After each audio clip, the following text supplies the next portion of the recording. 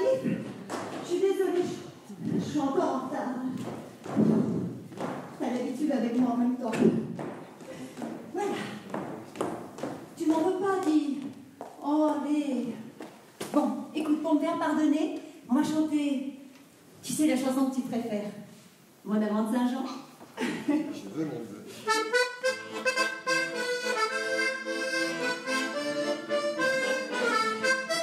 Je ne sais pourquoi j'allais danser à Saint-Jean ou aux Musettes. Mais quand ce gars m'a pris un baiser, j'ai frissonné, j'ai fait chuter. Comment ne pas perdre la tête, serré par des bras gracieux, car l'on croit toujours au bout d'amour quand ils sont avec les yeux. Moi qui l'aimais tant, je le trouvais le plus beau de Saint-Jean. Je restais brisée sans volonté sous ses baisers. Sans pour réfléchir, je lui donnais le cœur de mon être. Beau parleur, chaque fois il mentait. Je le savais, mais je l'aimais. Comment ne pas perdre la tête, serré par les bras audacieux, car il va toujours au doux mot d'amour quand il s'en doute avec les yeux. Moi qui l'aimais tant, je le trouvais le plus beau de Saint-Jean. Je restais brisée sans volonté sous ses baisers. Mais hélas à Saint-Jean comme ailleurs, un serment n'est qu'un leurre. J'avais tort de croire au bonheur et de vouloir garder son cœur. Comment ne pas perdre la tête, serré par des bras audacieux, car on croit toujours au doux mot d'amour quand ils s'en doutent avec les yeux. Moi qui l'aimais tant, je le trouvais le plus beau de Saint-Jean. Il ne m'aime plus, c'est du passé, n'en parlons plus. Il ne m'aime plus, c'est du passé, n'en parlons plus.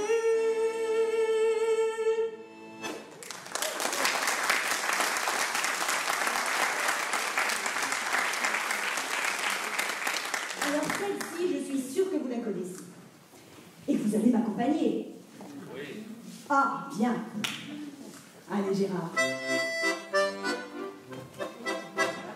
C'est la Java bleue, la Java la plus belle, celle qui ensorcelle et que l'on danse les yeux dans les yeux au rythme bleu. Quand les corps se confondent, comme au monde il n'y en a pas de. C'est la Java bleue. Il est au bal musette, un air rempli de douceur, qui fait tourner les têtes, qui fait chavirer les cœurs. Pendant qu'on danse à petits pas, serrant celui qu'on aime dans ses bras, pour un murmure dans un frisson, en écoutant jouer l'accordéon.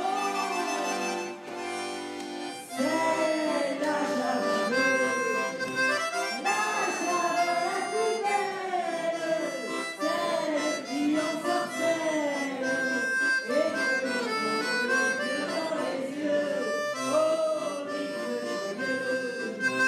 Quand les corps se confondent, comme elle au monde il n'y en a pas deux, c'est la Java bleue.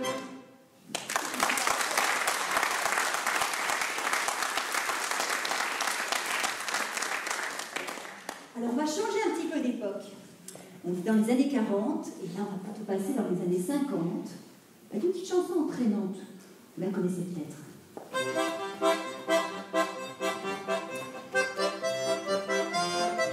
Ça vous dit quelque chose?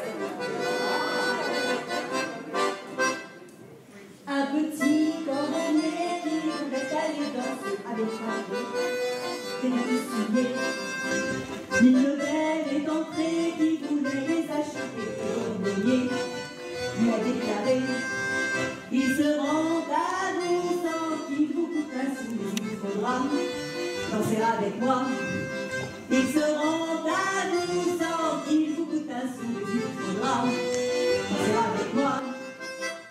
Petit cordonnier, t'es bête, bête, qu'est-ce que t'as donc dans la tête, tête? Crois-tu que mon cœur s'achète, jette avec une paire de souliers? Mais la belle accepta, elle emporta sous son bras des souliers pour aller danser. Cordonnier tout ravi, lui c'est plus beaux habits que vous connaissez pour la retrouver. Mais hélas, quand il voulut la faire danser, elle lui connaît, elle lui a frappé. Mais hélas, quand il voulut la faire danser, elle lui connaît, elle lui a frappé. Petit cordonnier, t'es bête, bête, qu'est-ce que t'as donc dans la tête, tête? Crois-tu que mon cœur s'achète, jette avec une paire de souliers?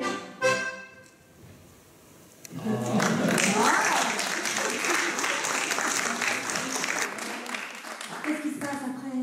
On ne connaît pas la suite. Mais à peine la belle avait-elle fait 3 pas, vos petits souliers, qui l'ensorcelaient. Et après? Alors, je croyais que vous la connaissiez, moi. Ah non? Non? Elle est vieille, celle-là. Elle a mon âge. Alors, mais à peine la belle avait-elle fait 3 pas, vos petits souliers, qui l'ensorcelaient. Elle se mit à tourner comme une petite réglée. Et les musiciens n'y comprenaient rien. Elle tourna jusqu'au petit matin. Et tous les souliers se mit à pleurer. Elle tourna jusqu'au petit matin. Et tous les souliers se mit à pleurer. Petit cordonnier, arrête, arrête. Tu m'as fait tourner la tête, tête. Tu ne dois pas être bête, bête, pour avoir ensorcelé. Petit cordonnier, arrête, toute ta vie je...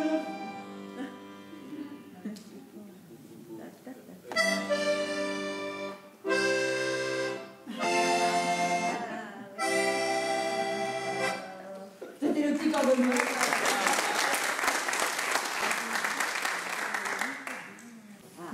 La suivante, c'est italien.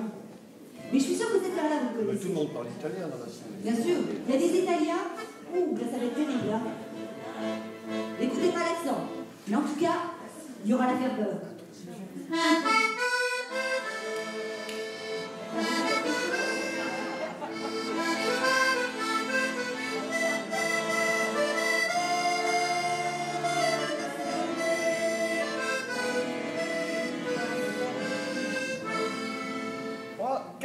Una mattina sono alzato, bella ciao, bella ciao, bella ciao, ciao, ciao. Una mattina che sono alzato e ho trovato l'impasto.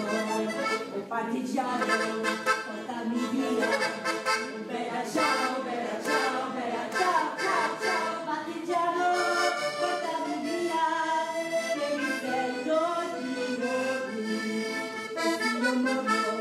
Partigiano, bella ciao, bella ciao, bella ciao, ciao, ciao, ti voglio, il partigiano, mi devi seppellire,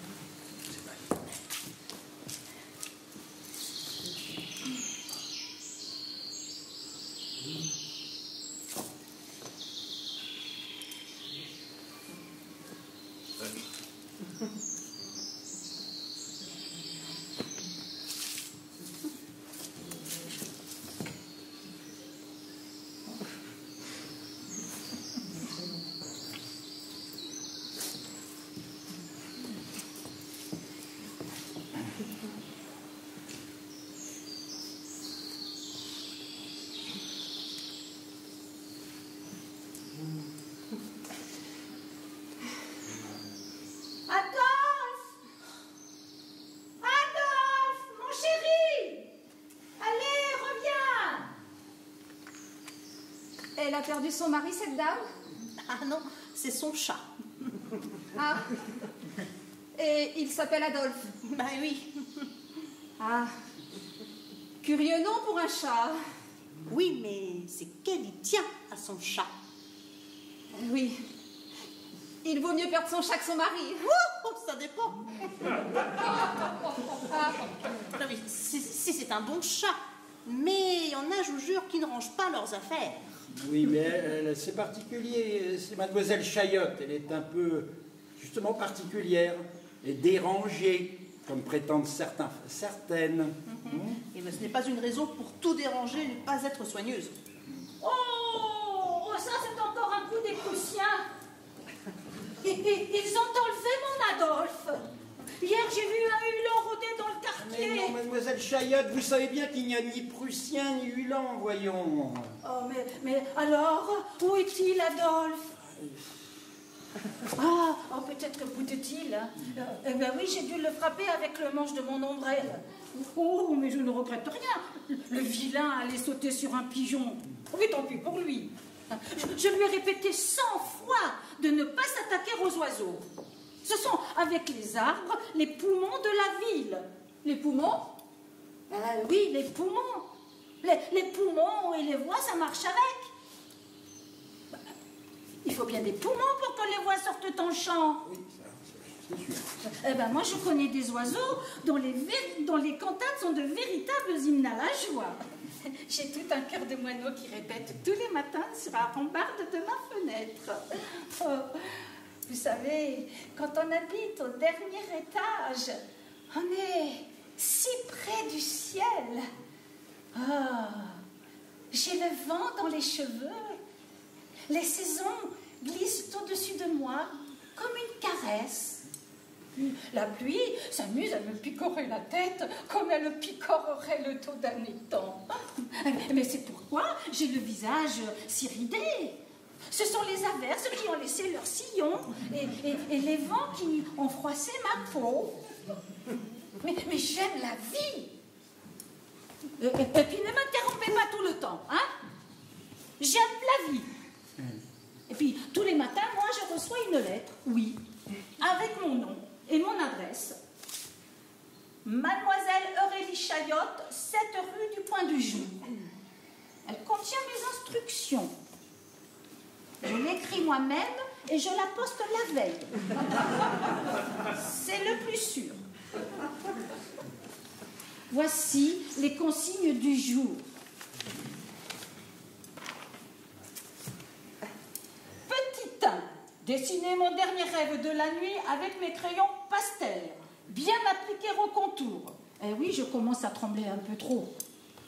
Petit 2. Être heureuse toute la matinée et ne pas pratiquer la mélancolie avant 6 heures du soir. Petit 3. Penser à recoudre le bouton de mon chemisier, celui d'en haut. Depuis qu'il s'est défilé et s'est décroché et a filé à l'anglaise, je n'arrive pas à remettre la main dessus. Oh, mais il file du mauvais coton, celui-là. Hein. Ouh, je l'aurais. Il ne perd rien pour attendre le gaillard.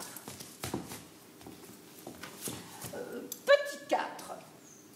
Relire ce passage de Claudine où elle parle si bien de son enfance. Avec mon amie Constance, oh, nous l'aimions tellement ce passage. Nous le lisions souvent à la pension. Mais en cachette, hein, parce que les sœurs nous répétaient sans cesse que Colette était un auteur dangereux. Enfin, non. Pernicieux, disait-elle. Oh, mais elle voit le diable partout, celle-là. Oh, ma Constance, ma petite Constance. Ah. Mais qu'est-elle donc devenue?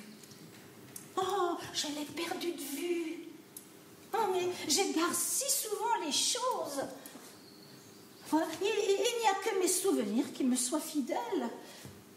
Oh, peut-être parce que je les nourris bien. C'est comme pour Adolphe. Adolphe. Oh, vous ne l'avez pas vu? Vous ne l'avez pas vu? Non? Oh, Adolphe! Adolphe! Mon Adolphe! Ah, la pauvre, elle ne retrouvera pas son chat. Quoi, il s'est enfui? Non. Non, il est mort il y a 2 ans, écrasé. À plus tard, mesdames. Et bonne matinée, en attendant. Bonne matinée à vous, monsieur Francoeur. C'est monsieur Francoeur.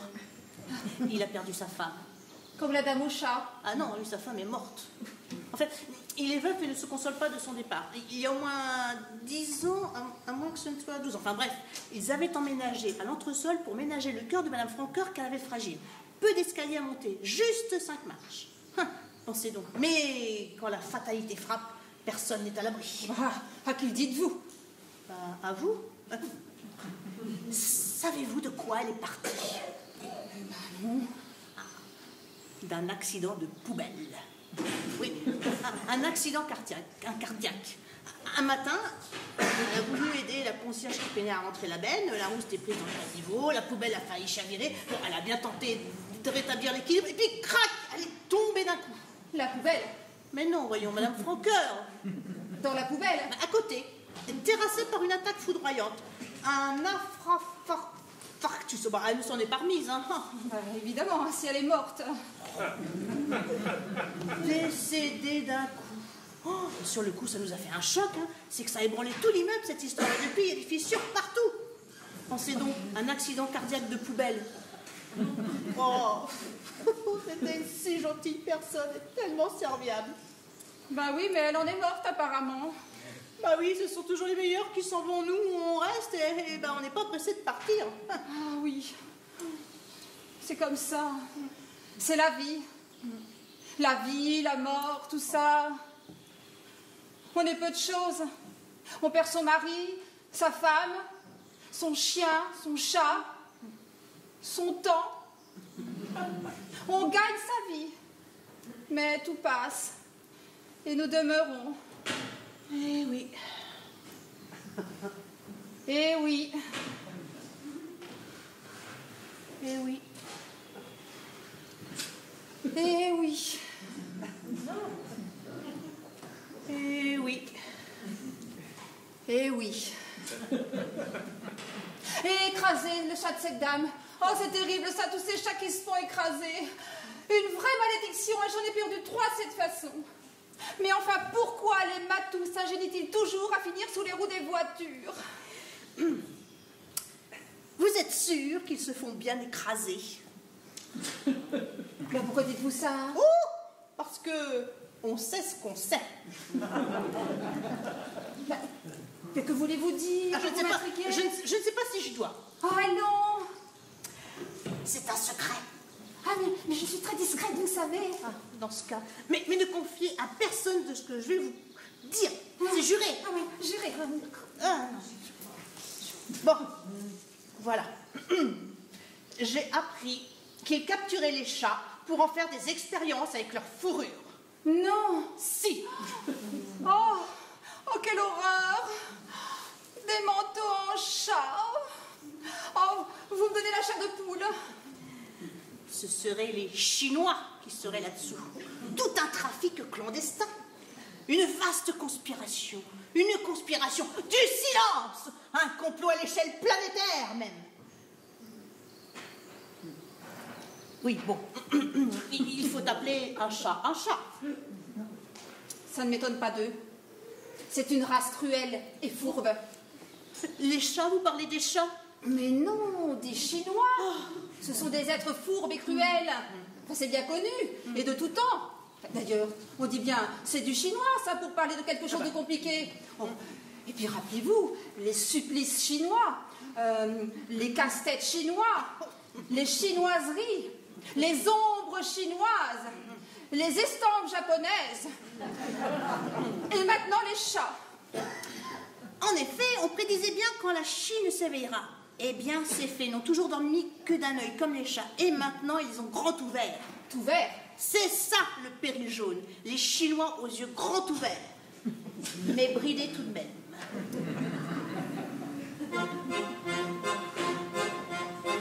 Le soleil descend à l'horizon, assez grand. Les élégantes s'affrontent et s'en vont de leur maison. À petits pas, à petits cris, au milieu des jardins fleuris, où rêvent les oiseaux jolis du paradis, tendrement enlacés, se grisant de baiser, les amants de baveux cherchent les coins ombreux, nuit de Chine, nuit câline, nuit d'amour, nuit d'ivresse, tendresse, où on croit rêver jusqu'au lever du jour, nuit de Chine, nuit câline, nuit d'amour. Sur la rivière entendez-vous des chants doux et charmants, bateaux de fleurs, des couples en dansant font des serments. Oublierez-vous l'étranger, cherchant l'oubli de son passé, dans un sourire à retrouver la joie d'aimer, et perdu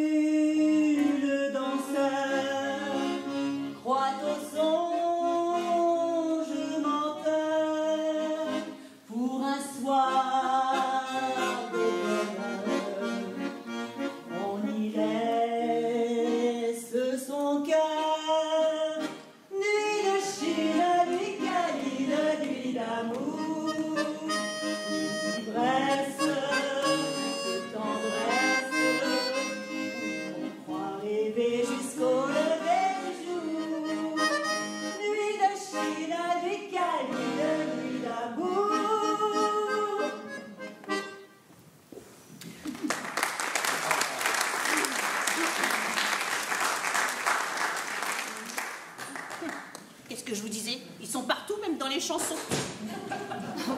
Cette chanteuse a une voix plaisante. Oh bah, pas aussi belle que la caillasse. Vous connaissez cette chantatrice célèbre? Ce n'est pas le même genre. Elle, c'est une chanteuse des rues. Oui, mais ça se trouve, cette chanteuse-là, c'est une espionne envoyée par eux. Elle n'avait pourtant pas le type chinois. Oh oui, mais vous savez, ils sont assez malins pour se déguiser, prendre notre apparence. Vous savez, comme ces animaux, les caméléons. Les caméléons, vous voulez dire? Oui, c'est ça, les carrés de Léon. Ils savent même parler notre langue. Les caméléons. Mais non, eux, les Chinois, et sans accent, ils se propagent dans toute la population, s'oubretissant, comme on dit, jusque dans notre square. Je crois bien déjà avoir surpris cette chanteuse ici. Enfin, si c'est réellement une chanteuse. Ben, vous lui avez adressé la parole? Ah bah non, alors ça jamais de la vie, hein. Je ne suis pas une collabo, moi. Je ne fais pas le jouet de l'ennemi. Mais je l'observe du coin de l'œil. Je la surveille des fois où. En effet, c'est troublant à y bien réfléchir. On ne peut se fier à rien ni à personne. Ah bah, ça c'est sûr et même certain. Et puis, si ça se trouve, vous aussi vous en êtes une espionne. Bah, vous ne me suspectez pas quand même. Et non, je plaisante. Oh là là. Oh, vous m'avez fait peur. Mais vous pensez qu'il y a des panthères en Chine? Oh, bah n'en doutez pas, ils feraient pousser n'importe quoi. Oh, bah si c'est le cas, ils sont vraiment capables de tout, hein, même de l'horreur. Surtout de l'horreur, croyez-moi. Oh, vous avez raison, c'est terrifiant le péril jaune. On va finir par se faire manger par eux. Déjà que je refusais de manger leur nourriture, dorénavant je ne passe même plus devant leur restaurant. Mais qu'est-ce qu'ils ne feraient pas avaler tout de même? Ah bah, pour sûr, ils nous feraient avaler des serpents de toutes les couleurs et des couleuvres même. Et vous savez, ils nous feraient même prendre des lessives pour des lanternes. Panthère? Vous avez dit panthère? Ah non, moi j'ai dit couleuvre. Pourquoi? Pour rien, je le comprends. Oui, ben moi aussi je me comprends. Bon. Pour en revenir aux chats. Oui. Les pauvres bêtes. Oui. Oui, les pauvres bêtes, tiens, finir en manchon, en pelisse, et pourquoi pas en descente de lit, imaginez donc. J'ai même entendu dire qu'ils faisaient rôtir des chiens à la broche comme de vulgaires poulets et qu'ils ont des restaurants exprès pour ça dans leur pays. Ah. Et pourquoi pas des nourrissons tant qu'on y est, tiens. Des nourrissons embrochés. Oh, vous imaginez cette chair sur sa rôtissoire, savoureuse, croustillante, salée, poivrée, ondurvie avec des herbes et cette peau qui se détache toute seule. Oh, un vrai régal.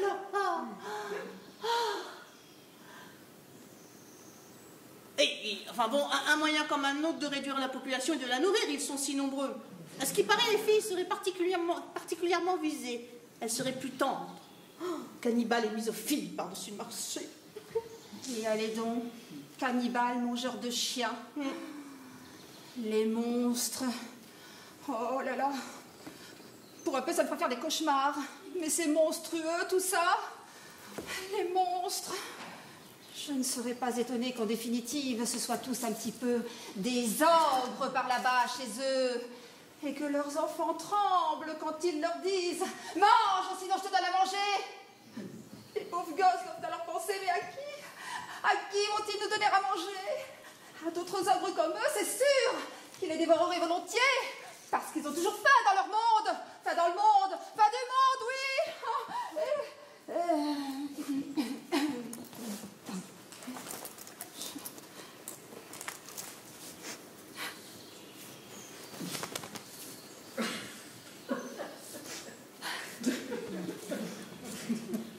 Excusez-moi, ça doit être cette dame au chat là qui m'a perturbée et me fait dire des bêtises. Pour en revenir à eux, aux chats disparus, aux chats martyrs. Oh, j'en ai laissé en retourner rien que d'y songer. Bah, moi aussi, ça me glace le sang. Quelle ignominie, hein, traiter les animaux ainsi, mais c'est inhumain. Ah oui, vous avez raison. Quelle barbarie. Ils sont si beaux, si propres, et leur regard tellement intelligent, souvent plus que les hommes. D'ailleurs, ne dit-on pas, plus il connaît les hommes, plus il connaît son chat, ou son chien. Enfin, c'est un peu du pareil au même. Vous êtes bien de mon avis. Oh bah oui, hein, plus on connaît les chiens et plus on aime son chat. Oui, enfin bon, je me comprends. Oui, bien entendu. Il ne leur manque que la parole. Bon. Bien sûr, quand un matou en chasse miaule toute la nuit, après une chatte qui a ses chaleurs, c'est pénible. On aimerait lui tordre le cou, mais ce n'est pas la même chose. Moi, c'est leur odeur d'urine qui m'horripile. Oui, oui, l'odeur de matou, c'est fort. Ça reste longtemps, ça s'imprègne, c'est acide. Et puis, c'est sournois, c'est volaire. Vous savez, j'en ai même eu un qui réussissait à ouvrir le frigidaire pour se servir. Ça me rendait folle. Oh, on dit aussi que ça amène des allergies, les poils de chat. Oh, Adolphe, ça n'est vraiment pas drôle, hein? Oh non, voilà cette dame étrange qui revient. Elle est un peu effrayante, vous ne trouvez pas? Écoutez, moi, je préfère m'en aller, hein, parce que... excusez-moi, mais... voilà. Mais, au plaisir, hein. Madame, comment déjà? Madame Museau et vous? Madame Minois. Ah, eh bien, Madame Minois, à bientôt, j'espère, et encore bienvenue dans le quartier. Oui, c'est ça, bientôt. Oui. Au revoir. Si tu continues, j'apporte un chien comme nouveau compagnon. Hein, et ça t'apprendra. Et tant pis si tu ne t'entends pas avec lui. On dit bien s'entendre comme le chien et chat. C'est-à-dire ne pas s'entendre, ne pas s'écouter, donc. Attention, je les aime aussi beaucoup, les chiens, tu sais. Ce sont de bons compagnons. Oh oui, oh, moi aussi, je les aime. Un chien, c'est un cœur entouré de poils. Et je ne sais pas si vous avez remarqué, mais quand il ne se renifle pas du museau, il se le propose par l'arrière-train. Voilà, ils se le proposent mutuellement, n'est-ce pas? Non, la carte d'identité des chiens, ben, c'est leur derrière. Ouais, c'est un peu dégoûtant, c'est vrai, mais c'est ainsi. À la réflexion, je préfère tout de même les chats. J'ai même eu un couple de siamois. Et les siamois, ça louche. C'est en façon d'avoir les yeux bridés. Oh, en fait, je crois que j'aime bien toutes les bêtes. Elles valent souvent mieux que les humains. Et les pigeons? Les avez-vous vus, les pigeons? Certains ont leurs petites pattes toutes flétries, là, toutes racrapotées, et ils claudiquent lamentablement. Et leurs yeux, les avez-vous regardés, leurs yeux? Oh, terrifiant, l'œil du pigeon. Quand ils ont cet air-là, mais c'est que les choses vont mal. L'œil du pigeon, mais c'est le reflet du monde.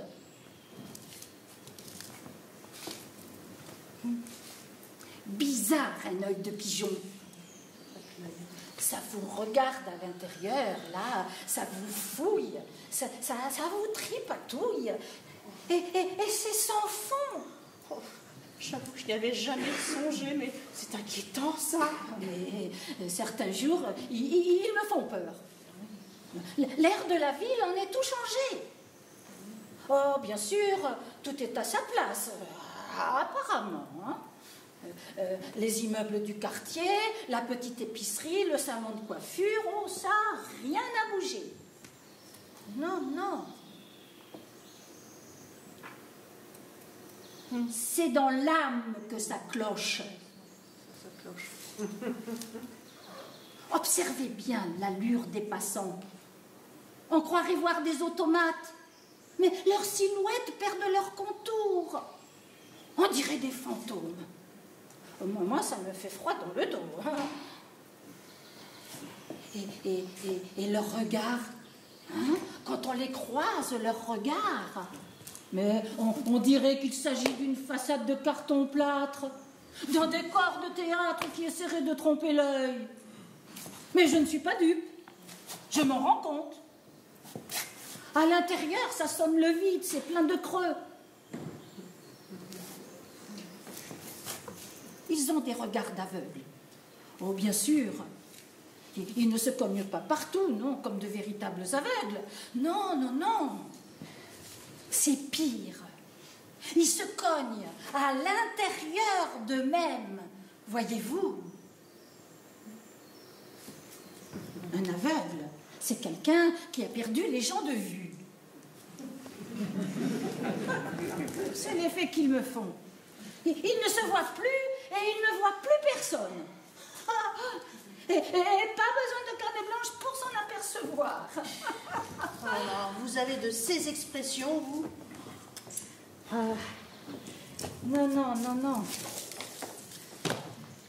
Non. Non, c'est la forêt humaine qui va mal. Très mal. Il faudrait la repeupler.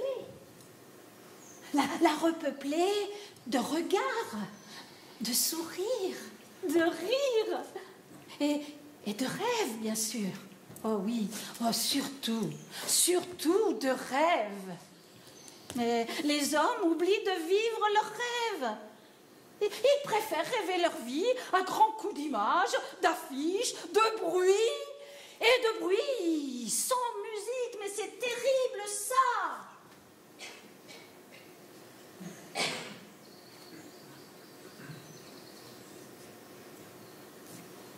Au début, je n'en croyais pas mes yeux. Je croyais que c'était mes lunettes qui me jouaient des tours. Oh, c'est capricieux des lunettes. Mais ça n'en fait qu'à sa tête. Ça ne veut voir que ce que ça veut bien voir. Et souvent, pas plus loin que le bout de mon nez. Oh oui, attention. Mais heureusement que je vous ai, hein, parce que sans vous, je serais un peu perdue.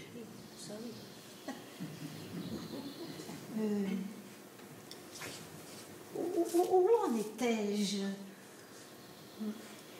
Ah oui. Le monde bat de l'aile. Et ça, j'aurais dû m'en douter, hein, et depuis un moment. Oui, depuis ce moment où une nuit, j'ai eu ce corbeau qui est venu frapper à ma fenêtre. Mais c'est qu'il insistait, ce gaillard. Son bec toquait et retoquait au carreau. Et il regardait dans ma chambre. Je crois qu'il avait peur et qu'il venait chercher refuge chez moi. Mais je ne lui ai pas ouvert, hein. Oh non. Et il m'effrayait un peu, hein, avec sa robe noire, là, de juge ou de curé. Non. Maintenant, je suis sûre. Le monde a besoin d'elle. Vraiment. Pas d'aile de corbeau, bien sûr. C'est tout noir. Ça a des reflets, mais ça fait très chic pour sortir dans le monde, ça. C'est vrai. Mais ça ne fait pas bien s'envoler les choses, cette couleur-là. Non, c'est bien connu. Non. Il y faudrait plutôt du bleu. Du bleu? Mais oui. Oui. Des oiseaux aux ailes bleues. Mais attention, hein. Un beau bleu azur pour mieux soulever les humains du sol, pour leur apprendre à nouveau d'être des arbres bien plantés entre ciel et terre. Vous voyez? Bon, c'est vrai qu'il n'y en a pas beaucoup par ici, des ailes bleues. Ça, c'est vrai. Mais c'est pas grave. Il faut se les planter, se les faire pousser dans la tête.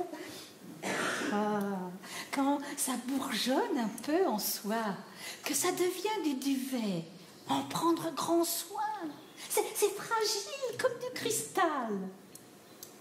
Mais si l'on sait s'y prendre, elles résistent à toutes les tempêtes lorsqu'elles sont grandes. C'est le seul moyen de se tenir debout, droit dans la vie, les ailes bleues. Oh, si, oh, si, je vous assure. Oh,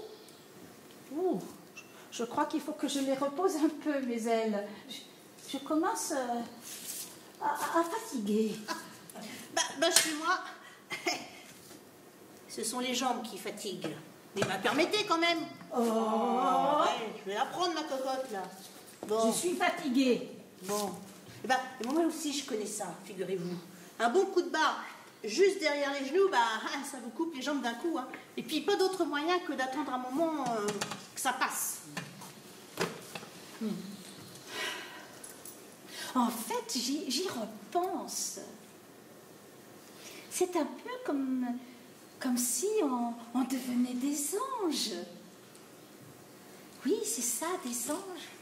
Oh, des anges calmes, avec de l'âme.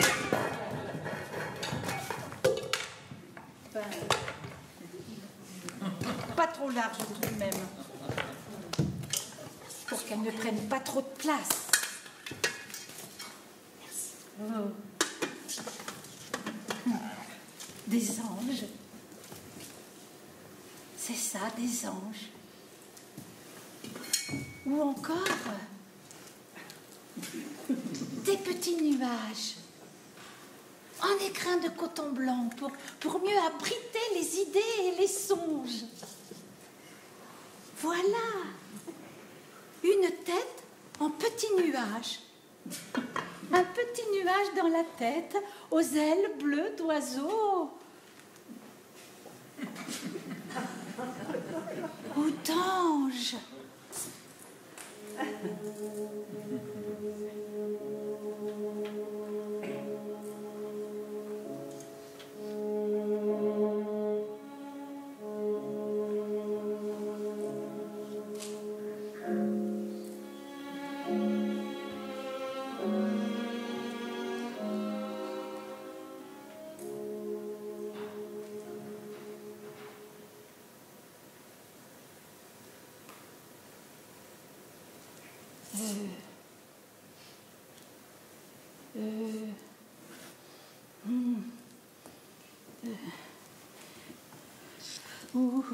Où en étais-je, moi? Ah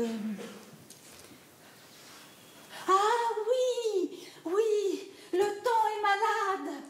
Il a de la fièvre. Ah, vous voulez dire que ça va se remettre à la pluie? Oh là, oui. Oh là, j'ai mes rhumatismes qui me reprennent, moi. Moi, je suis bloquée de la nuque depuis 2 jours, là, vous voyez. Et avec ce temps-là, moi, ça m'empêche de dormir. Hein. Et vous savez quoi? Eh bien, la chatte de la concierge s'est frottée plusieurs fois comme ça derrière l'oreille, là. Eh bien, ça, c'est un signe. Ça ne trompe pas, le mauvais temps arrive. Mais je ne vous parle pas de la pluie ni du beau temps, mais du temps qu'il faut. Le temps qu'il faut pour quoi faire? Le temps qu'il faut pour faire les choses. Faire les choses? Mais oui. Oh, mais vous ne comprenez rien aux choses, vous. Oh, décidément. Mais le temps, c'est les respirations des jours. Ah, vous voulez dire qu'on manque d'air? Oh bah oui, on étouffe certains jours. L'air de la ville n'est pas aéré, et puis assis à la hauteur des pots d'échappement des voitures, ce n'est pas très sain, on manque d'air, hein, ça c'est sûr. Mais bien sûr qu'on manque d'air. Oui, bien sûr. Mais moi, je ne vous parle pas de ça. Le temps nous manque. Il nous fait faux bon.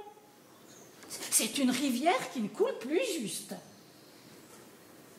C'est pour ça que les gens courent partout sans savoir où. Leurs yeux fiévreux deviennent des spectres d'hommes hantés par leur fièvre. Oh, mais c'est une véritable épidémie et j'en suis inquiète. Oh, mais comment raccommoder le tissu des jours? Ça part en loques, en lambeaux et pas moyen de ravauder tout ça, hein? Même avec du bon fil et du fil de temps. Il se défile toujours, tout le temps. Mais c'est un problème, ça. Oh.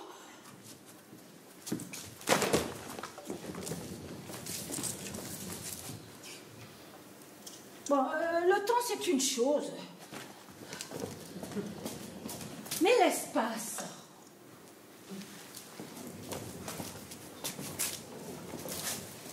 L'espace, c'est du temps à plat, à l'horizontale, sur lequel on va, on vient, sur lequel on marche. Et puis sur lequel on voyage. Intéressant comme idée, ça. Mais c'est vrai, ça, cette manie qu'ont tous les gens de voyager à longueur de temps, tout le temps, hein. À gigoter aux quatre coins de la planète. Mais et jamais en place et jamais content, hein. Toujours plus de pays, de paysages, d'horizons. Toujours plus.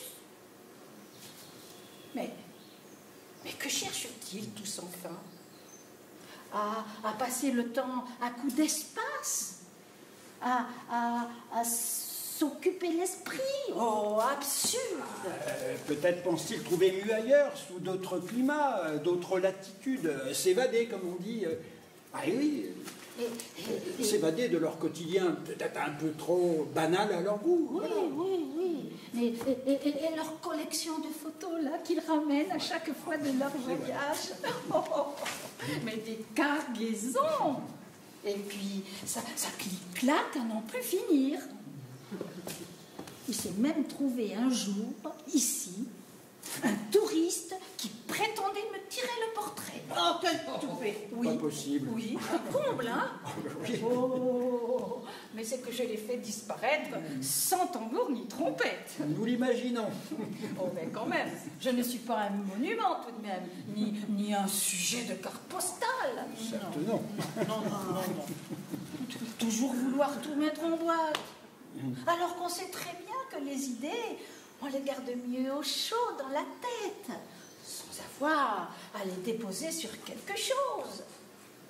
Et puis, lorsque l'on prend des photos, eh bien, on s'empêche de voir les choses en direct. C'est comme si l'on mettait un filtre sur ce que l'on regarde. Bien vu, ça. Oui, on arrête le temps, on l'empêche de couler. Ben, drôle de façon de faire tout de même. Abriter les photos pour les mettre en prison, pour montrer aux autres, à leur retour, c'est quand même quelque chose. Non?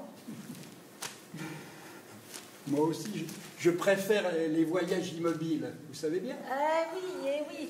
Mais moi, je préfère les voyages sans bagages. Ah oui. Parce que je vous dirais que je n'aime pas les photos.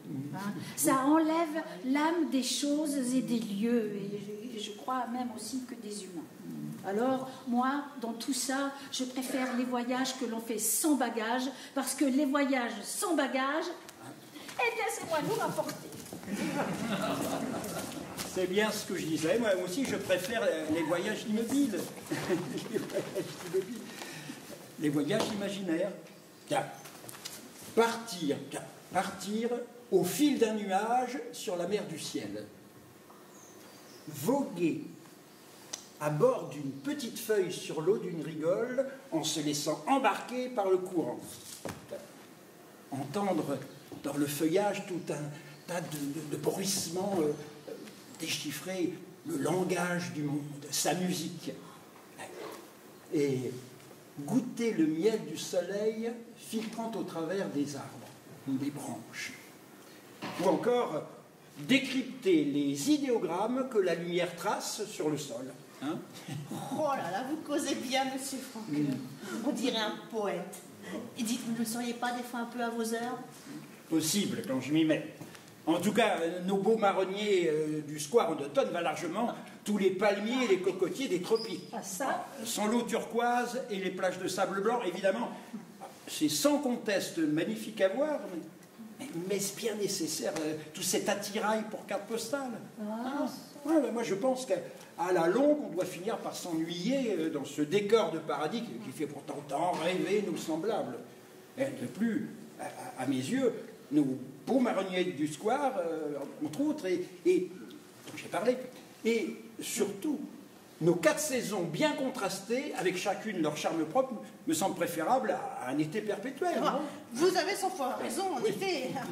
Voyager en France encore, ça se comprend.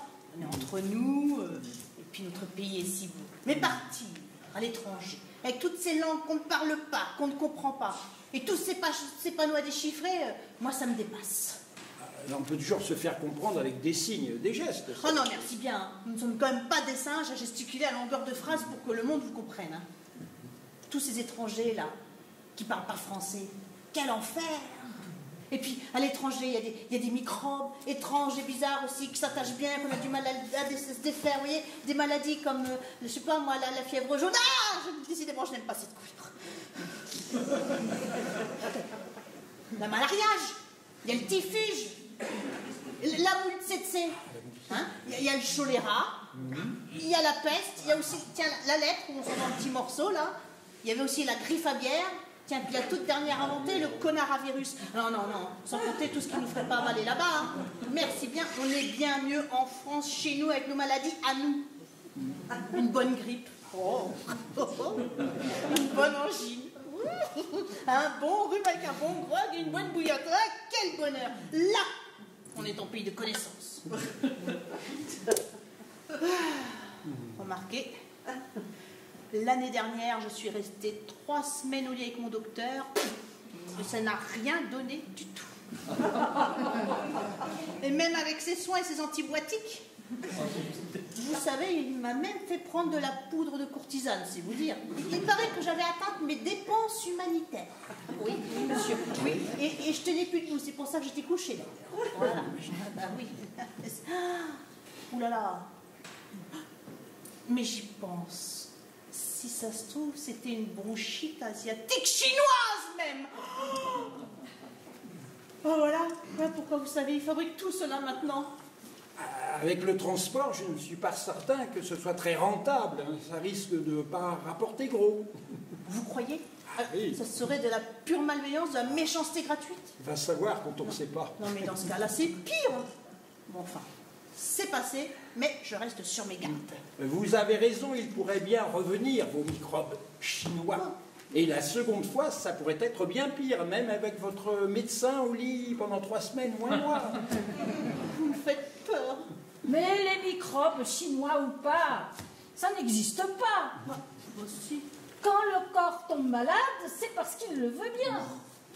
Il en a assez de tenir debout, voilà tout. Alors il se repose.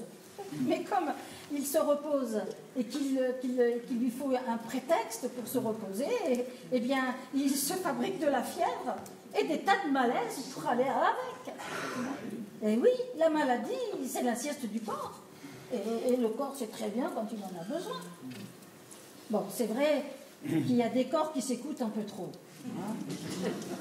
Et cela donne des maladies incurables, comme on les appelle. Des maladies qui prennent toute la place.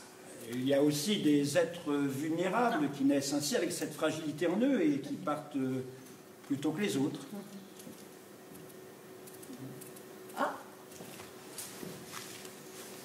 Alors là, c'est l'âme qui a pris toute la place. Parce qu'elle a eu envie d'aller voir ailleurs. Elle a eu envie de changer de corps, de vie peut-être. Et tout ça par curiosité. Vous savez, les âmes curieuses, ça existe. Je ne suis pas certain que ce soit le cas de ma femme avec son cœur fragile. Ah bah oui, ça c'est sûr, hein. Votre dame avait toujours le cœur sur la main, la pauvre, hein. Bon. Oh là là, elle est partie, vous n'en êtes pas revenu, rien d'y penser, j'en ai mal au cœur. Oh, mes commissions vont pas se faire toutes seules. Oh. Bon, alors, qu'est-ce qu'il me faut déjà? Du fil pour mon bouton. Mais qu'est-ce que j'ai pu faire de mon bouton tout de même?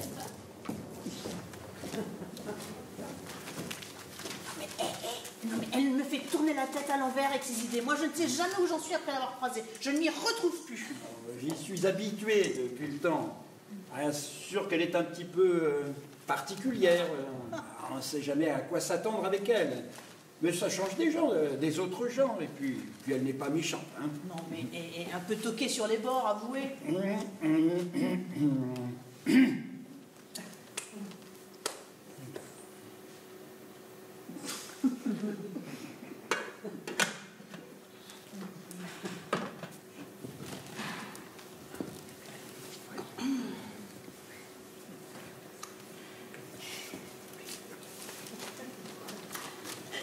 Vous faites des mots croisés.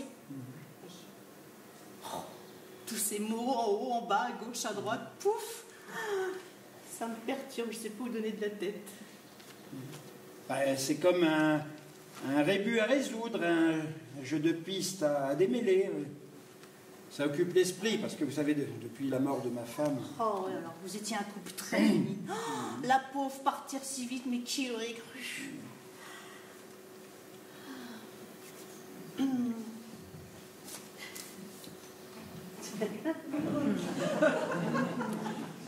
Moi, je préfère le Scrabble. Ça me rappelle les dominos et puis c'est instructif. Anticonstitutionnellement. Oh, alors ça, c'est du vocabulaire.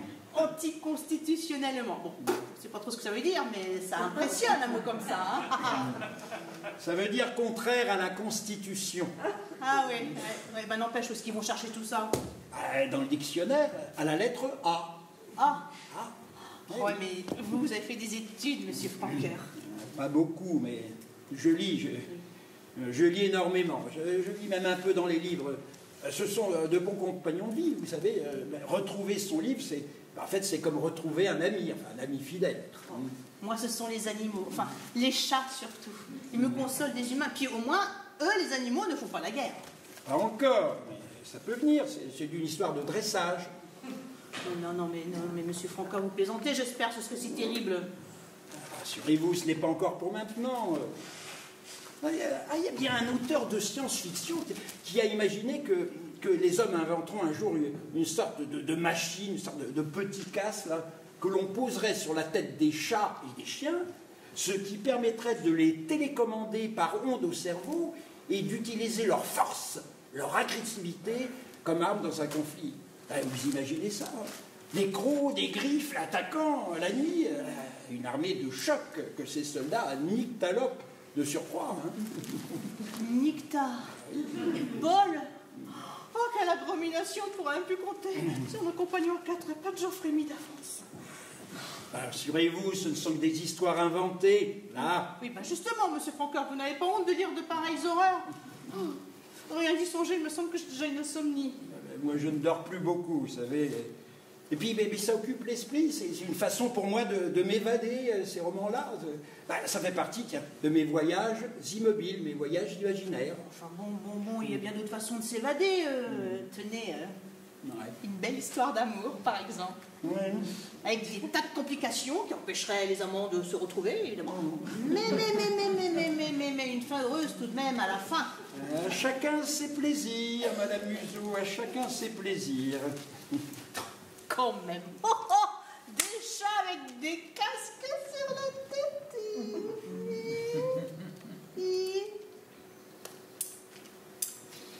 Des antennes. Non, mais qu'est-ce qu'ils vont pas chercher? Bon, il va falloir que je vous laisse. Il faut que j'aille préparer mon repas. Bon, mon mari aime bien manger à l'heure, oui. Depuis qu'il a attrapé son diable bête. Il est diablotique, vous savez. Oui.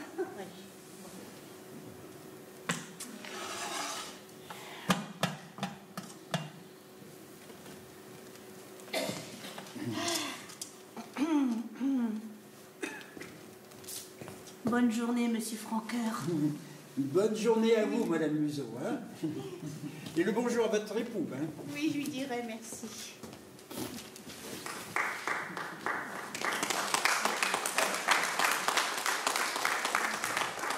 J'en connais une qui va regarder autrement ces petits félins.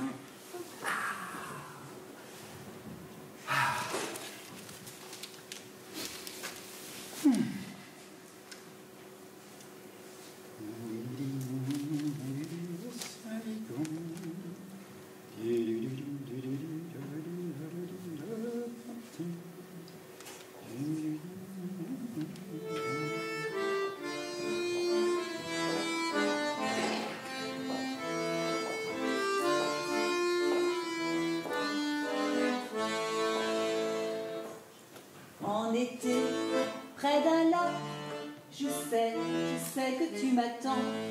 Tes yeux ont fait une flaque, tu m'attends depuis si longtemps. Je ne pouvais qu'être en retard jusqu'à ta voix. La route est tellement longue. Le soleil tape et l'ombre est rare. Je marche au point de me casser les ongles. En été, près d'un lac, je sais que tu m'attends. Tes yeux ont fait une flaque. Tu m'attends depuis si longtemps. Je ne pouvais qu'être en retard. De 100 fois, j'ai oublié ma route. Je me suis livrée au hasard. J'ai parsemé mes pas de tant de doutes. En été, près d'un lac, je sais que tu m'attends. Tes yeux ont fait une flaque. Tu m'attends depuis si longtemps. Je ne pouvais qu'être en retard. Mon corps est lourd, aussi lourd qu'une enclume. Je ne pouvais qu'être en retard, car je suis morte un soir de pleine lune.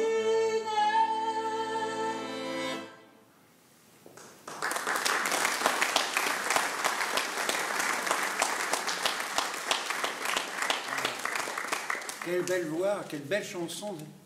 Ah, dommage, elle est partie.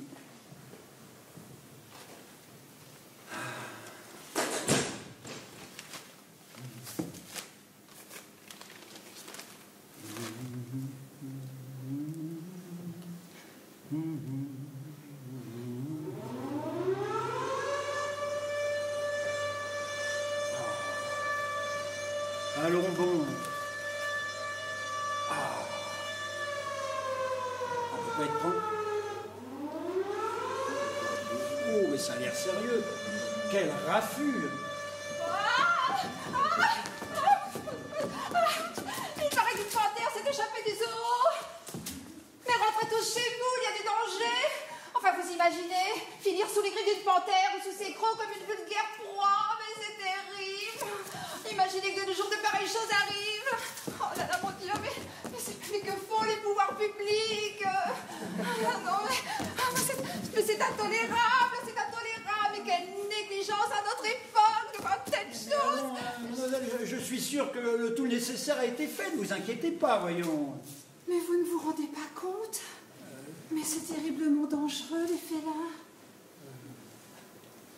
Je vois déjà ces grands yeux jaunes me fixer, immobile, hypnotique, et sa fourrure toute noire, luisante, frémissante, prête à se bondir pour se jeter sur moi.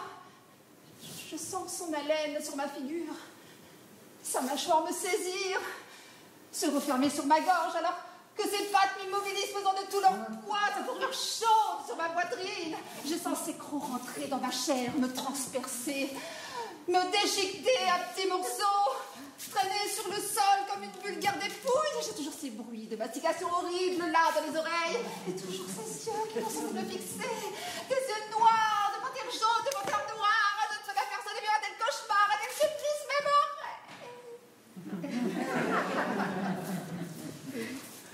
en oh.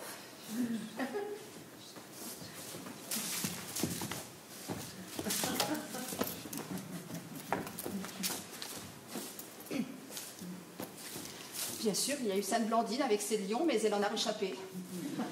Saint-Laurent rôti sur son grill. Saint-André sur sa croix en X. Saint-Étienne lapidé. Saint-Sébastien percé de flèches. Saint-Barthélemy écorché vif la nuit. Jeanne d'Arc brûlée vive. Ravaillac écartelé avec du plomb fondu versé dans ses plaies tenaillées. Et puis aussi les 11 000 vierges sacrifiées. Et tous les martyrs, martyrisés, torturés, passés au fil de l'épée, égorgés, éventrés, étripés, empalés, énucléés, sorillés, émasculés, ou encore ébouillantés, noyés, enterrés vifs, trucidés, décapités, découpés en tranches, en rondelles, en petits carrés, hachés venus, passés à la moulinette, réduire charapatés, en miettes, en poudre, en poussière, en cendres, écrasés, anéantis, crabouillés. Mais toutes ces horreurs ne sont pas pires que de finir sous une panthère jaune, verte, noire. Ouf. j'ai bien cru que tout le calendrier des salles était passé. Mais excusez-moi, comment savez-vous qu'il s'agit d'une panthère noire? Vous l'avez vue? Mais parce que ce sont les plus dangereuses. Ça vous dévore quelqu'un en un clin d'œil. Ça ne vous laisse même pas les os sur la peau ni les yeux pour pleurer, c'est vous dire. Ah, Quoi? il me semble... Oui. Il me semble bien... Bah quoi? Ah, il me semble bien avoir vu... Ah non, non, non, non, non. Si, si. Ah non, Si, non, si, non, si, non, si, non, si, non, si, non, si, si. non, non, non, non, non. Oh non, c'était le secours, elle est là, c'est elle. Ah, tout ça, ça brille. Ah.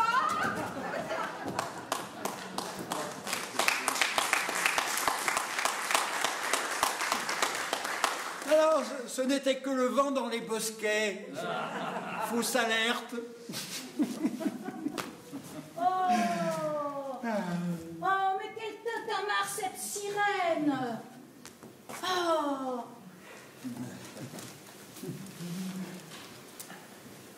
Bah, pour le coup, tous les oiseaux du square se sont envolés. Oh, pas moyen d'être tranquille. Monsieur Chayotte, déjà de retour? Vous connaissez la nouvelle? Ah, il paraîtrait qu'un fauve s'est échappé du zoo et erre dans la ville. On lui donne la chasse. Hein. Je n'avais pas de quoi faire un tel tintouin. Pauvre bête. Oh ben décidément, hein, si l'on peut plus se promener dans les rues sans que quelqu'un vous court après. Pourtant, un fauve, une panthère noire, à ce qu'il paraît. Certains peuvent avoir des raisons de s'inquiéter quand même, non? Mais pas l'hiverne, hein? C'est qu'ils ont peur, ces gens-là. Mais beaucoup de bruit pour rien. Cette brave bête ne supportait sans doute plus d'être regardée comme un objet de curiosité, perpétuellement en représentation. Cela vous plairait à vous? Ah, évidemment non. Elle en a eu assez de voir tous les jours les gens enfermés derrière leurs barreaux. Elle a eu envie de rentrer dans leur grande cage et de les voir enfin face à face, sans tout ça là. On la comprend, non? Vu sous cet angle, évidemment, mais je ne suis pas certain que les autorités l'entendent de cette manière. Hein. Eh bien, elles ont tort, ces autorités. Elles n'ont qu'à changer de lunettes. Et puis tenez, elles mériteraient d'être toutes pourchassées par tous les lions, les tigres, les panthères, et voir tous les serpents des zoos du monde entier. Et tenez, avec cette en prime, cette sirène qui nous a cassé les oreilles tout à l'heure, ça leur apprendrait. Vous y allez un peu fort, même si au fond je suis assez d'accord avec vous, là, ces animaux emprisonnés, moi j'ai toujours trouvé ça déprimant. Je déteste les zoos, là. Ces bêtes emprisonnées, la sortie de leur milieu naturel, exhibées là juste pour le plaisir des gens et qui semblent s'ennuyer, mais alors s'ennuyer à mourir, ça. Là, bravo, monsieur Franqueur. Vous avez le cœur large. Et vous savez lire le monde, vous, et le monde de l'intérieur. Vous avez de l'âme. Merci du compliment. Et il est vrai que j'ai le cœur compatissant et que bon nombre de choses m'énervent en ce bas moment. Hein. Même si je n'ai pas la trempe d'un révolutionnaire. Non, l'humour serait plutôt mon arme pour lutter contre la bêtise et l'étroitesse d'esprit de certains, même si ceux-ci ne comprennent pas toujours. Vous savez, il m'arrive de passer pour un original, d'autant plus que je me surprends souvent à me parler à moi-même quand je ne m'adresse pas à ma défunte femme. Ça. Mais c'est tout à fait naturel de se parler à soi-même, de s'entretenir la conversation. Sinon, comment pourrait-on vivre autrement? Ça voudrait dire qu'on n'a rien à se dire, qu'on est vide. Oh non, non, ça serait trop triste. Non, non. Vous n'êtes pas très couverte, mademoiselle Chayotte, ce matin. Attention de ne pas prendre froid, et je ne voudrais pas que vous tombiez malade, quand même. Oh, alors là, pas de danger. Hein. La maladie ne veut pas de moi. Enfin, c'est plutôt moi qui ne veux pas d'elle. Parce que quand je la vois, je lui dis, allez, où, cette fille? Il n'y a rien pour toi ici. Et puis, de toute façon, moi, je ne tombe jamais. C'est pas pour tomber malade. Vous avez toujours réponse à tout, mademoiselle Chayotte. On ne vous prend jamais en défaut, vous, hein. Mais vous devez prendre soin de vous, vous écouter davantage, voyons. Oh, ça, je m'écoute beaucoup. Et quelquefois même un peu trop. Vous savez, ces images, ces idées, eh bien, ça prend toute la place dans ma tête. Et alors donc, il n'y a pas de place pour autre chose, et surtout pas pour la maladie. Vous êtes incorrigible, là. Incorrigible, moi, Oui. alors que je n'arrête pas de me faire la leçon. Ouais. De vous m'originer, c'est ça? Oui, si vous voulez, de me morigéner. En plus, vous m'avez volé le mot parce que morigéner, c'est mon mot. Oui. Hein, c'est un mot que j'aime beaucoup. Ah ben, moi aussi, le reste. Et quand je le prononce, j'ai l'impression de me grandir un petit peu. Ah oui. Enfin, monsieur Franqueur, vous voyez bien que je m'occupe de moi. Hein, je chasse la maladie. Je ne tombe jamais. Et je me morigène lorsque je suis incorrigible. Ce n'est pas raisonnable, vous n'êtes pas sérieuse, là. Hein, c'est pas sérieux. Ah, sérieux, sérieux. Ah, vous me faites rire. Hein. Et l'amour, ça, c'est sérieux, ça, l'amour? L'amour. Oui. Vous savez, tous ces gens-là qui se prennent, qui se déprennent pour se reprendre à nouveau. Cela me fait penser à ces mouchoirs en papier, vous savez, que l'on tire de leur pochette, là, et puis que l'on jette. Ah, pas banal comme définition, l'amour, pochette en papier. Oui, et en plus, j'ai même connu des amoureux, ceux qui étaient fous d'amour, à un comble. Tout ça parce qu'ils n'arrivaient pas à s'entendre. Oh, ils faisaient bien tout leur possible pour s'écouter, hein. Mais non, ils n'y arrivaient pas.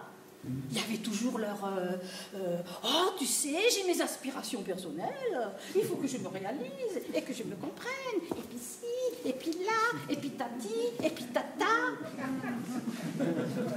Non, non. Ils se répandaient sur le trottoir, là, devant tout le monde. Vraiment? Ah oui, ils pataugeaient dans leur histoire toute mouillée, ça en dégoulinait par terre au point d'en faire une flaque. Oh, non, moi j'ai toujours eu un faible pour les amoureux, mais alors ceux-là, non. C'est des amants terribles. Vous vous rendez compte? Oui. Hein? Se mettre en colère de ne pas arriver à s'aimer? Mais c'est terrible, ça. Ouais. Ils pataugeaient dans leur histoire toute mouillée, c'est ça? Mais oui, ils ont pataugé dans... Je l'ai dit. Oui.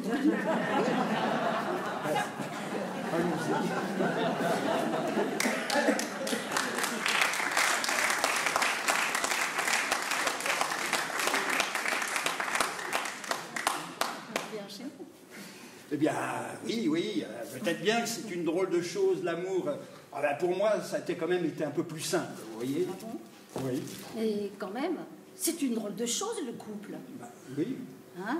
On se cherche, on s'attire, on se court après, on se meurtrit, on en meurt. Ou alors c'est le contraire. On périt d'ennui à petit feu. Remarquez que, pour certains, un gros chagrin d'amour, eh bien, ça vaut largement un régime amaigrissant. Mais si. Et puis que pour d'autres, ça les fait grossir.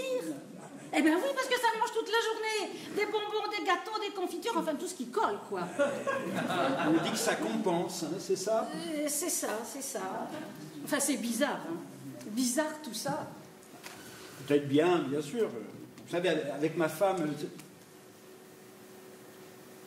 Vous ne trouvez pas qu'ils sont bizarres, tous ces gens? Bah, si, ce sont des poissons.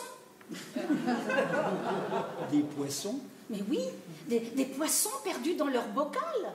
Alors ils tournent en rond en voyant le monde trop vaste. Ils restent tapis dans le brouillard qu'ils ont fait naître en agitant l'eau. Ils naviguent en eau trouble, sans voir la sortie. Ils ont peur, en fait. C'est pour ça qu'ils se jettent sur le premier venu. Parce que l'autre, c'est leur bouée. Et ils hurlent quand elle s'enfonce. Oh, ils tentent bien de surnager, en se griffant, en se mordant, en s'accrochant. C'est l'humanité patouillante. Et c'est pas bien joli à voir, tout ce grenouillage. Il y avait déjà des hommes poissons, des hommes grenouilles. Enfin. Bon, vous savez, avec ma femme, Nous nous entendions bien, peu de disputes. Alors très vite, on éclatait de rire. On n'arrivait jamais à garder notre sérieux, même lorsqu'on était fâchés. Ah, nous sommes connus très jeunes. Bon, rien d'exceptionnel dans notre rencontre, juste ce sentiment de s'être toujours connus depuis le premier moment où l'on s'est rencontrés. Ah, un bonheur tout tranquille, une histoire sans histoire, jusqu'au moment où elle a dû partir. Mais je me dis que c'est comme ça, que c'est la vie. Certains jours, je pense que je tarde un peu à la rejoindre, et que c'est doux aussi cette attente. Et que malgré tout, l'existence est belle, il faut la goûter de tous ses poumons. Oh. Du moins autant qu'il en reste. Oh, les poumons. Les poumons, toujours les poumons, hein. Le souffle, encore lui, jusqu'au dernier. Et voire même après. Moi, je ne suis pas certain qu'il y ait quelque chose ou quelqu'un après la mort. Oh. Oui, je me prends souvent à douter. Pourtant, ce serait si terrible d'avoir la vie là, sans rien au bout, sans horizon. Alors, je me dis que peut-être tout a un sens, même le départ de ma femme, que lui être fidèle, c'est continuer à avancer malgré tout, riche de ce qu'elle a pu m'apporter au fil de ces années communes. Elle m'a ouvert à la poésie, au théâtre, à la musique. Elle a semé en moi des graines que je me dois de faire pousser, d'entretenir, sans me laisser aller. Et, attendez, j'ai même l'impression que, de là-haut ou de quelque part, elle m'adresse des signes, des petits clins d'œil. Tenez, cela peut prendre la forme d'un rayon de soleil sur un détail d'architecture, d'un chant d'oiseaux moqueurs dans un bosquet du square, ou d'un fumet de ragoût de mouton échappé d'une fenêtre. Les défunts ont des façons particulières de s'adresser à nous, de se rappeler à nous. Je suis bien d'accord avec vous, hein. À moi aussi, mes défunts parlent. Oui. Ah oui, ma grand-mère surtout. Elle est bavarde. Elle n'arrête pas de me faire des signes. Oui. Ouais. Tous les matins, je me retrouve avec des Anglaises. Des Anglaises? Oui, des Anglaises. Ah oui, des Anglaises. Oui. Elle me disait toujours qu'une jeune fille se devait d'onduler, que ses vagues plaisaient aux anges, que c'était leur mère à eux, ces boucles d'enfants, qu'ils aimaient y tremper leurs ailes, et que l'on y trouvait l'écho de leurs chants pour peu que l'on y prête attentivement l'oreille. Très joli, ça. Eh oui, c'est elle qui m'a appris à entendre mes voix intérieures. En fait, parler des défunts, ce n'est pas triste, en fin de compte. Parler d'eux, c'est entretenir une présence rassurante. On ne se sent jamais seul avec eux. C'est peut-être une façon de les empêcher de mourir tout à fait. En tout cas, j'ai l'impression que nous sommes un peu comme tricotés avec ceux dont on a partagé l'existence, qui nous ont aimés, que nous avons aimés.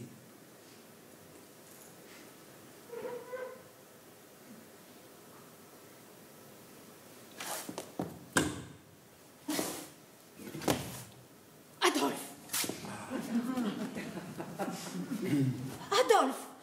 Oh, mais il a tendance de plus en plus à s'échapper. Oh, Adolphe! Oh. Je fais du souci pour lui tout le temps, à croire qu'il le fait exprès pour m'embêter. Adolphe!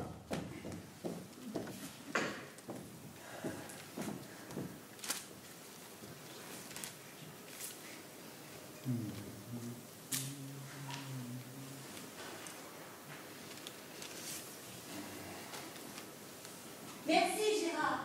Bonne soirée et à samedi.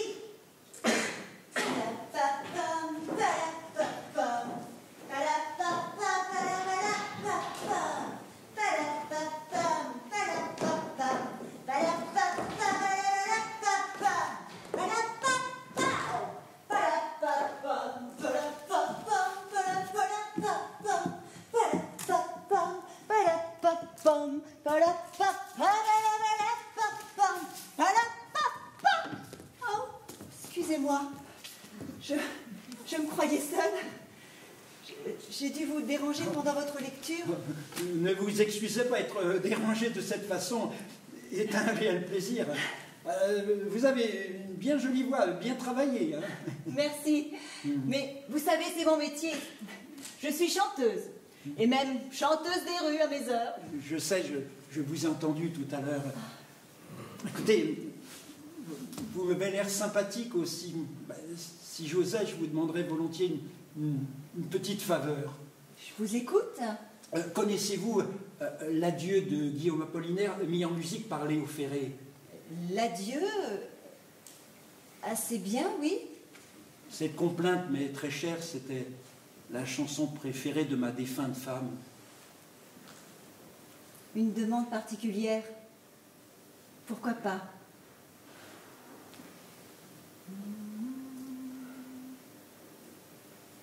J'ai cueilli ce brin de bruyère.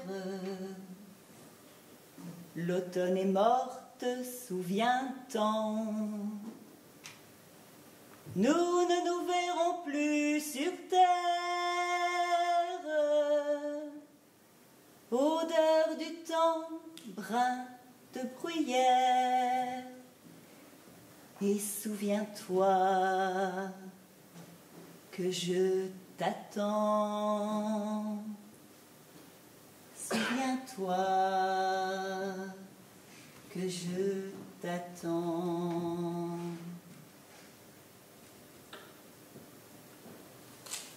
Merci, mademoiselle. Merci mille fois. Excusez-moi, j'en suis encore tout retourné. Ne vous excusez pas. Au contraire, cela me touche. Et souvent... Mademoiselle Edith Loiseau, de retour dans notre square. Oh, mais dites donc, je vous ai entendu tout à l'heure là. Oh, c'était très beau. Mais vous avez du talent. Merci Aurélie, toujours un mot gentil. Bon, dites-moi, Oui, est-ce que vous pourriez me chanter La maison sous les roses? la maison sous les roses. Oui. Ça ne me dit rien. Mais si, faites un effort, voyons. C'était une chanson d'avant-guerre. Ah oui. Cela faisait... la la la la.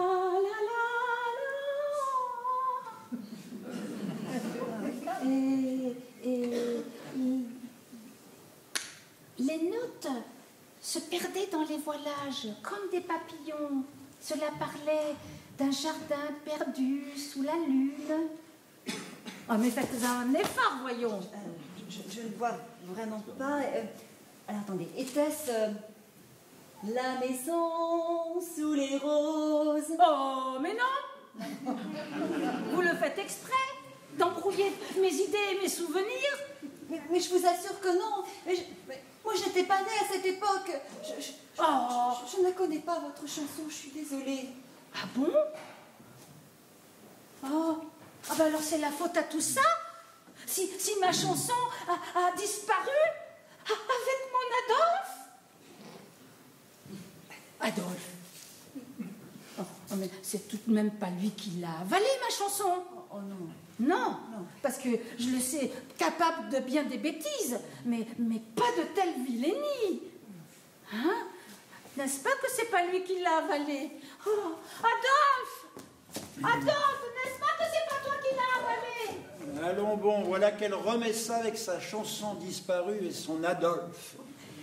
Je suis vraiment désolée, je la connaissais vraiment pas, sa chanson. Mais ne vous inquiétez pas, dans 2 minutes, elle aura oublié ce qu'elle vous a demandé. Vous semblez la connaître un peu. Vous savez, elle a l'esprit un peu parfois troublé. Ça me rappelle. J'avais une grand-tante à l'esprit un peu dérangé. Elle était obsédée par une tache imaginaire qu'elle voyait sur son corsage. Une tache rouge en forme de main, nous disait-elle. Elle prétendait que ça la brûlait. Été comme hiver, elle portait une robe noire bordée de dentelle avec des petits lorgnons. Ça lui faisait un museau de taupeau de souris. Mais moi, j'étais très impressionnée par son regard. On avait l'impression qu'il nous suivait partout, qu'il avait sa vie propre, presque animale. Oh, quand j'étais petite, moi, ça me faisait peur, j'en faisais des cauchemars. Notre Aurélie a ses lubies, mais enfin, c'est une dame très gentille, si on ne la contrarie pas. Hein, vous savez, elle vit dans des conditions difficiles, dans un 6e étage, sous les toits, avec ses souvenirs et son petit monde à elle, dans le dénuement. Ça ne me dérange pas qu'elle vive dans son petit monde à elle. Je trouve ça plutôt touchant. J'espère seulement qu'on ne finira pas comme ça. C'est triste de vieillir et de perdre la tête. En tout cas, merci encore pour la chanson. Ça m'a fait tout drôle de la réentendre, surtout ici. Vous savez, ma femme et moi, nous y venions très souvent. Peut-être a-t-elle entendu la chanson là d'où elle est. Bah, si c'est le cas, je suis sûr qu'elle a apprécié votre interprétation. Vous savez, elle aussi, elle voulait être chanteuse, mais sa famille n'a jamais voulu. Vous savez, ça n'a pas été très facile pour moi non plus. Quand j'ai voulu choisir ce métier, en fait, j'ai toujours aimé chanter. Toute seule, dans ma chambre, sur des disques, et puis dans une chorale, aux kermesses de fin d'année, et puis au mariage. Et j'ai toujours adoré chanter devant des gens et les entendre m'applaudir. Alors je suis montée à Paris pour prendre des cours. Ah, mon père n'était pas d'accord. Il disait, ce n'est pas un métier, chanteuse. Enfin, malgré tout, ma mère m'a soutenue, en cachette. Alors pour m'en sortir, j'ai fait des petits boulots. Ouvreuse de théâtre, modèle pour des peintres à Montmartre et même mannequin dans une maison de couture. C'est pas évident de percer. Elle m'en parlait souvent de sa vocation, ça l'émerveillait, la vie d'artiste, passer à la radio, côtoyer des vedettes, des gens connus, les publics, les applaudissements. Et surtout, elle disait transmettre ses émotions par la voix. Elle avait une très jolie voix, elle aussi. C'est vrai qu'il y a ce côté brillant des choses. Mais au quotidien, la vie n'est pas rose tous les jours. La vie d'artiste, de bohème, c'est bien beau de loin, mais le rêve est chèrement payé. C'est pour ça que ma femme n'aimait pas les journaux, là, vous savez, qui parlent des vedettes, etc. Elle disait que ça salissait les gens, ces torchons-là. Ça salissait les gens dont ils parlaient et ceux qui les lisaient, parce que ça les empêchait de voir la beauté du monde. Parce que nous sommes bien d'accord, les artistes sont là pour ça. Hein, faire vibrer la lumière du monde. Un petit peu comme le fait notre Aurélie Chayotte. C'est une poétesse à sa façon, une artiste du quotidien, un petit peu, non? Peut-être. En tout cas, elle semble heureuse malgré tout ce que vous m'avez dit de sa vie. Moi, j'ai peur de finir dans la pauvreté, seule et sans succès. Parfois, je me demande si j'ai bien fait de choisir ce métier avec tout ce que cela comporte. J'ai l'impression de marcher à côté de ma vie, comme un peu étrangère à moi-même. Je marche dans le noir, avec même pas au loin une petite lueur qui me permettrait de tenir. Je ne sais plus où j'en suis. C'est peut-être le blues de la quarantaine. Le blues de la chanteuse de blues. Ben, c'est pourtant pas mon répertoire, ça. Nous traversons tous à un moment ou à un autre des périodes de doute. Et il semblerait qu'elles nous sont envoyées pour ça, pour nous fortifier. Les épreuves sont là pour ça, nous éprouver, vérifier que l'on est à sa juste place sur le bon chemin. Voilà, je me dis que nous sommes souvent sur Terre pour suivre notre voie. Notre voie, entre ce qui concerne notre vocation, et cela aussi, malgré les embûches, en se nourrissant aussi de nos failles, de nos faiblesses. Hein? Mais oui, mais c'est ça, ma voix. C'est ma voix. C'est ma vocation. Oh, je m'en souviendrai. Mais il nous faut vivre selon nos rêves, être à la hauteur de ceux-ci. Et, allez, contre vents et marées, braver l'adversité. Sans doute pour mieux se trouver. Hein. Oh, vous avez bien fait de me dire ça. Ah, il était temps que je me réveille quand même. Hein. Ah oui, c'est ça. Pour un peu, je serais tombée dans la neurasthénie, vous imaginez? Contre vents et marées, pour mieux se trouver. Oui. Et ça pourrait faire un bon titre de chanson, ça. Oui. Pourquoi pas? Dommage que je n'écrive pas. Et pourquoi ne pas vous y mettre, justement, là, hein? Peut-être, pourquoi pas. Oui. Mais vous savez, le chant pour moi, le chant, c'est la vie. Je suis heureuse quand je chante. J'oublie tout le reste. Quelque chose me traverse, coule à travers moi. Je me sens pleine, comblée, remplie de quelque chose qui me dépasse. Je me sens plus belle, plus grande du dedans. Et puis, très modestement, quand je vois les gens avec un visage illuminé par un sourire, les yeux qui brillent, cette joie que je leur apporte, cette joie qu'ils ressentent, ils me la restituent en retour, c'est comme un échange. Tout à fait d'accord avec vous. Vous avez pu voir tout à l'heure à quel point votre chant m'a touché. Allez, gardez confiance. Vous êtes faite pour ça. Tenez bon, là. Merci. Tenez. Oh, mais... Tenez. Oh non, vous m'avez donné mille fois bien ça, vraiment. Gardez votre argent, je vous en prie. Non, ce serait dommage. C'était de bon cœur, c'est vrai. Je ne voudrais pas vous froisser. Merci, monsieur. Merci de votre gentillesse et de vos paroles de réconfort. Ah, j'avais besoin de... J'avais perdu mon ressort et vous m'avez remonté. Oui. J'ai retrouvé ma voix. Oui, c'est ça. J'ai retrouvé ma voix. Oh, merci mille fois. Oui, il va falloir que je parte. J'ai une audition en fait et il faut que je passe chez moi, que je me change et je me refasse une beauté. Alors, bonne audition. Merde, c'est ce qu'on dit dans ce cas-là. Hein? Oui, merde. Alors, merde et remerde. Tout à fait. Heureuse de vous avoir rencontré. Peut-être un de ces jours, qui sait. Je l'espère aussi.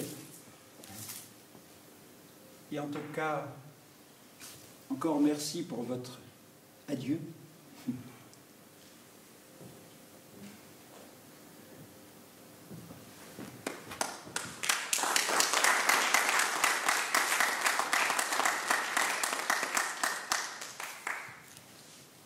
J'ai cueilli ce brin de bruyère, l'automne est morte, souviens-t'en,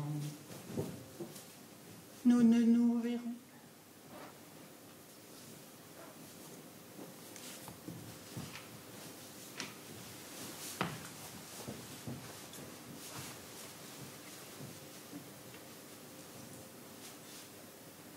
Violaine, tu es là, tu es bien là. Le cœur me manque, tu sais, parfois. S'il te plaît, dis-moi des mots, des vrais mots, des mots qui font chaud. Parle-moi comme tu sais si bien le faire.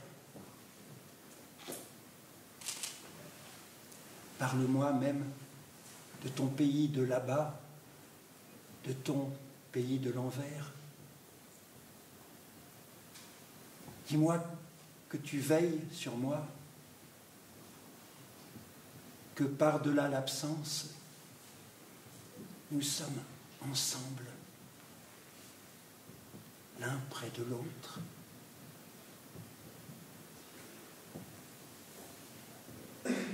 Que je sente ton regard sur mes jours, ta présence dans mon dos, ton souffle sur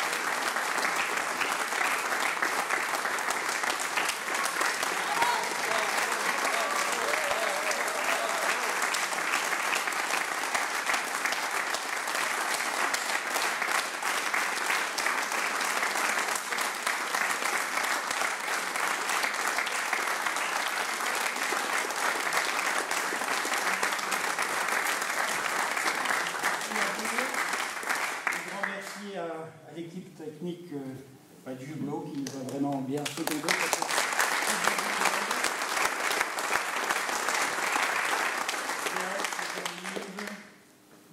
Cyril, pardon, excuse-moi.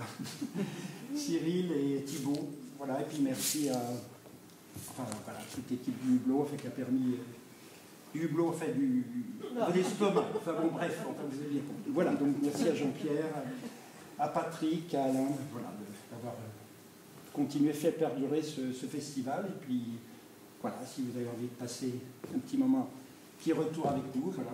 Et cette pièce a été écrite et mise en scène par Luc Marie, qu'on applaudit.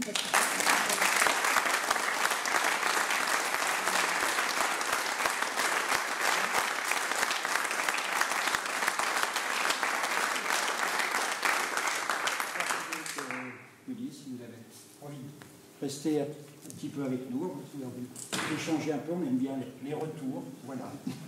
À tout de suite. Voilà, puis si vous avez envie, il y a le texte qui est à l'entrée, si vous avez envie de prolonger un peu le moment, c'est possible aussi. Voilà, merci à vous.